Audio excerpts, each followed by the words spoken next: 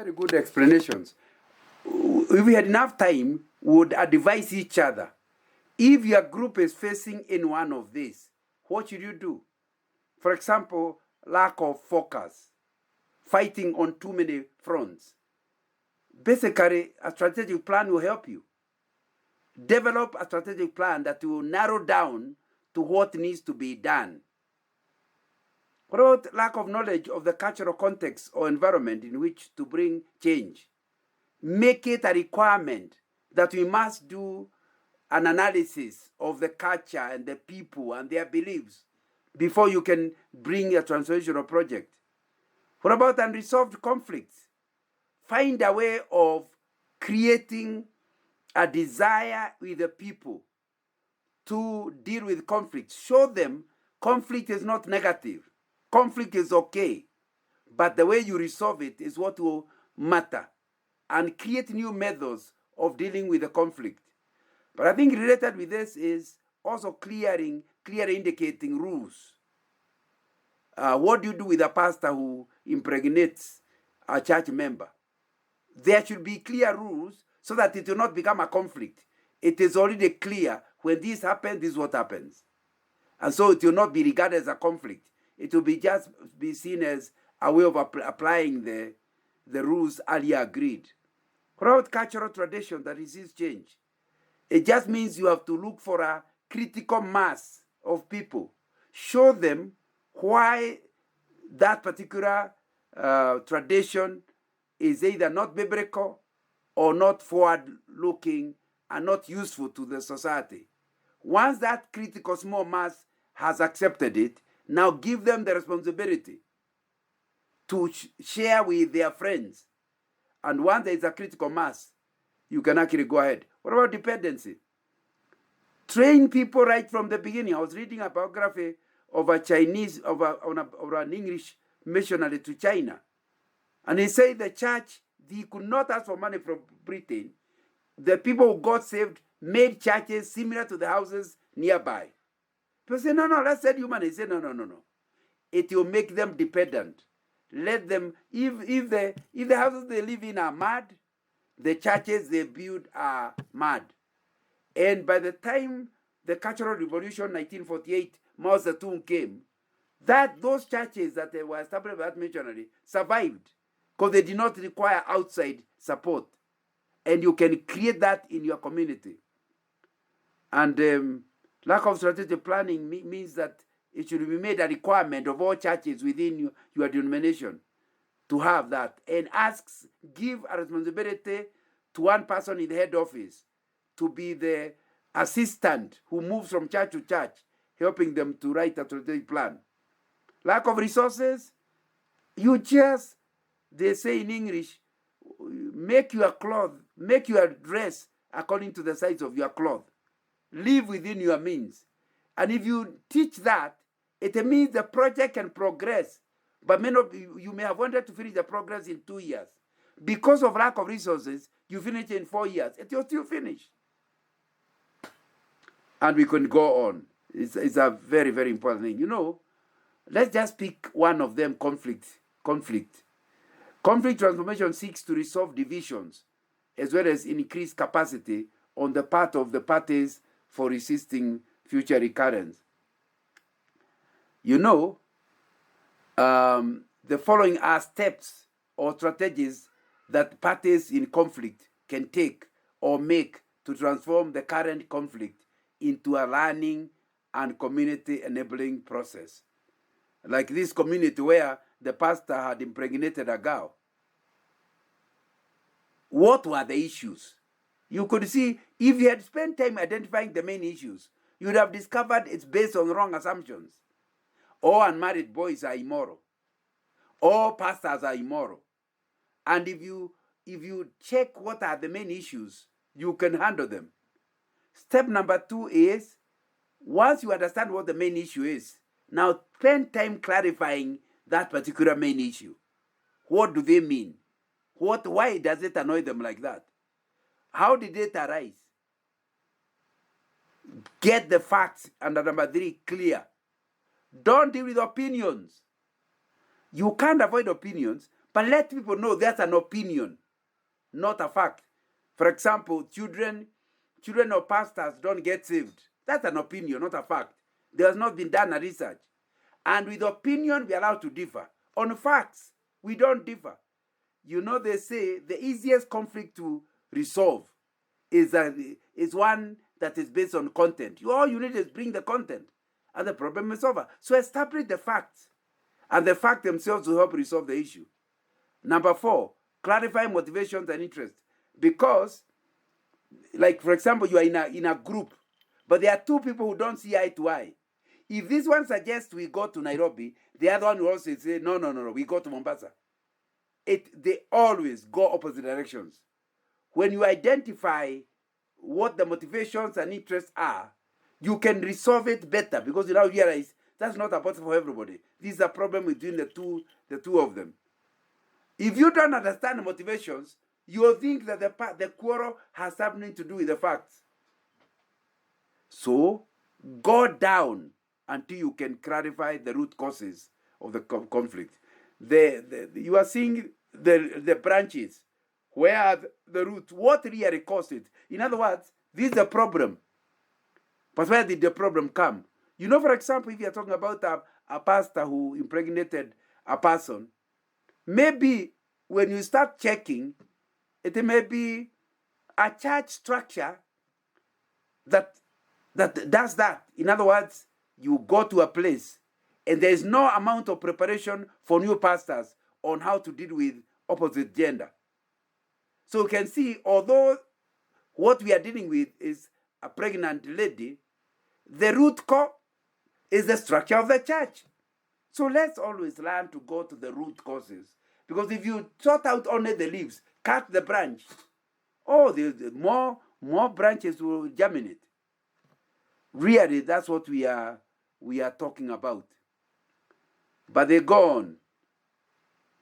Can I ask Mary to read the what is on the screen? Okay. Conflict transformation and community building. Number 6. Investigate major principles being violated. Investigate powerful principles that need to be embraced too. Engage the main parties in exploring possible solutions. Promote agreement that best matches the interests of all parties. Number 10. Promote the embracing of powerful principles that enhance knowledge, respect, reconciliation, and collaboration. Thank you very much, Mary.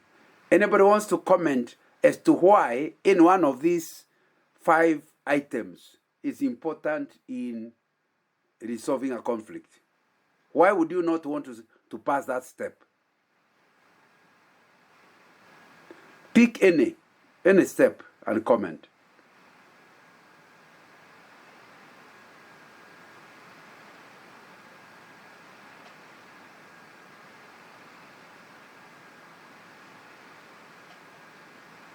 Allow me to just comment. Welcome, Lynette. In my thoughts, I think number 6 gives you the problem, and number 7 gives you the solution to number 6. Whereby, if you know the principle that is being violated, then number 7 sort of like gives you what you need to put in place to avoid that ever happening again, where you put in a powerful principle that will be an overriding principle that will make sure that there is no violation in the future. Thank you very much, Lynette. Anybody else with a comment on any one of the 5 steps? Yes? Yeah. I would like to comment on number 8. Engage the many parties in exploring possible solution. Yes, when we are dealing with a problem or conflict in a community, we should try to identify the main parts when are in conflict, as you say. And as we engage, as we involve the 2 parts or the main parts involved in conflict and they try to make them come with ideas or solution. It means that this problem or this conflict, when resolved, will not be something that you as a mediator, you just dictate it to them. You come to them, you help them to come with a solution. What you do as a leader is just to mediate and create a good environment where they can talk and come up with their solutions.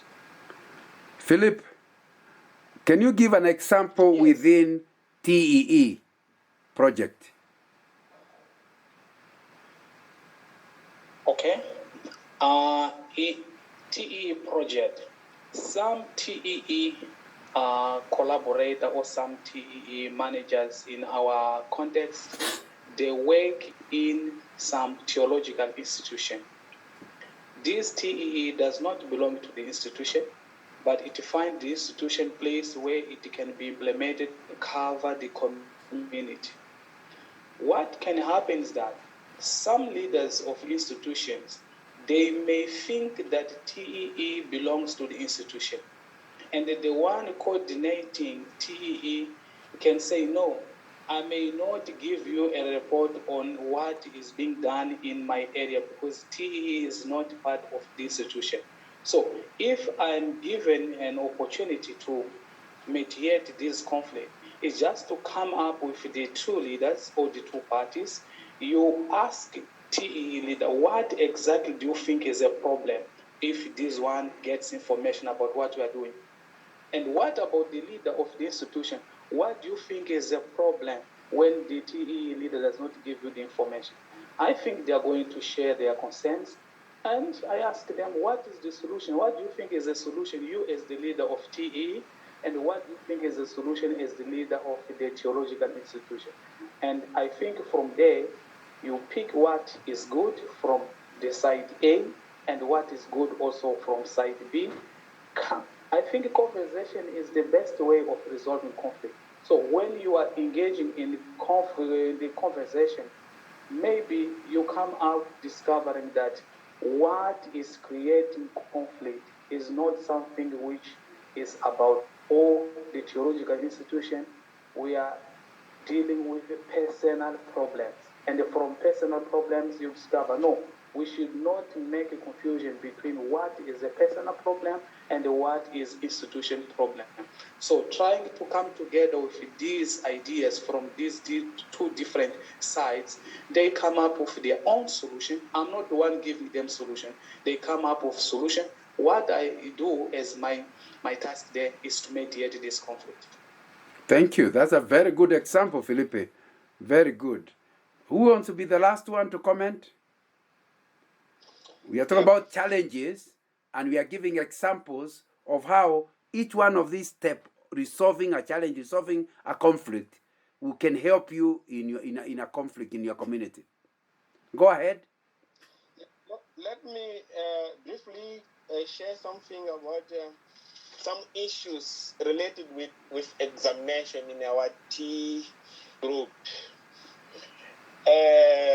We will have some meeting in order to deal with this situation because we have there some tutors think that examination must not be difficult. We cannot when students are doing examination,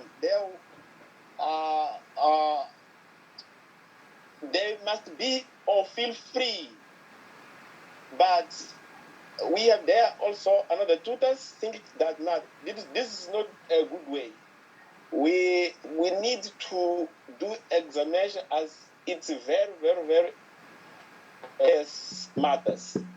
So we will have some meetings in order to understand both opinion and try to find what is the best way to deal with this matter in our group. So I think that it's very important to conversation and bring all parts together in the same table.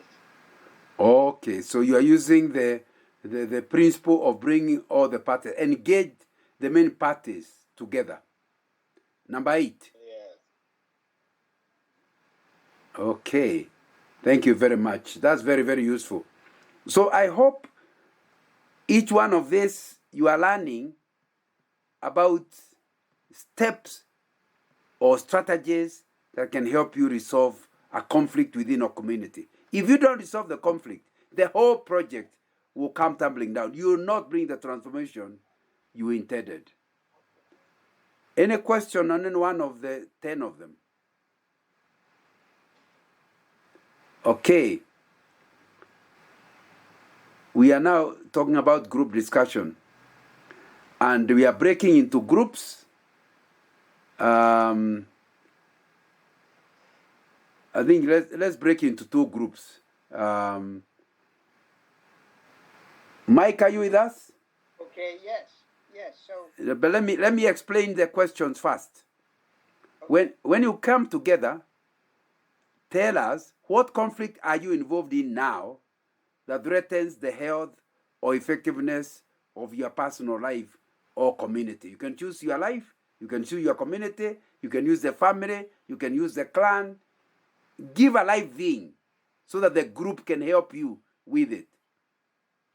Number 2, the whole group will help you. How can you apply the above steps in conflict transformation to promote resolution of the conflict and at the same time increase resilience against the future recurrence? So the whole group will help you to see which principle to use. Once you have the number 1, you have described what the problem is. Then you go to number 3. What opportunities do the conflict situations present for enhancing knowledge? In other words, can this conflict bring something positive? For example, enhancing knowledge? Or is it that it can promote respect? Or is it that it can increase willingness and ability of the parties to collaborate for the common interest within the broader context of the community? What advantage can this bad situation, like the Englishman says, this cloud, what it is silver lining? And number 4, how could the health of the community be evaluated? How will you know that now you have resolved the issue, you are having a very healthy community that can help bring to effect the intention of forming the group? So John, perhaps people can take a photo of this. I think so.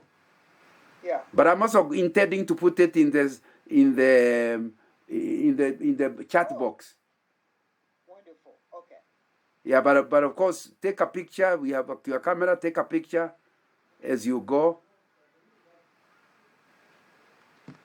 Good. We now, unless somebody has a question, does anybody have a question? One or anything that's not clear? Okay, let's go to our groups. You have only 7 minutes. 7 minutes to achieve whatever it is you want to achieve.